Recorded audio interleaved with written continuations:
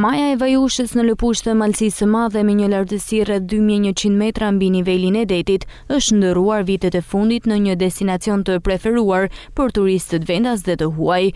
Kryeministri Edi Rama ka ftuar qytetarët që të zbulojnë shtigjet magjike të lëpushës drejt Majës së Vajushës.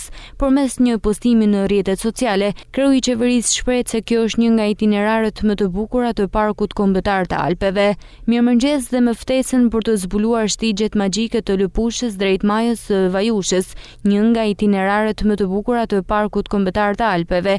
Ju uroj një javë të mbar, shkruan Rama krahas videos së postuar. Maja e Vajushës në lëpush të Malësisë së Madhe me një lartësi rreth 2100 metra mbi nivelin e detit është ndërruar vitet e fundit në një destinacion të preferuar për turistët vendas dhe të huaj. Shtegu drejt Majës është i shënuar dhe ofron pamje mahnitëse, burime uji të freskët dhe ajër të pastër gjatë gjithë rrugës, duke bërë atë ideal për ecje dhe aktivitete sportive malore.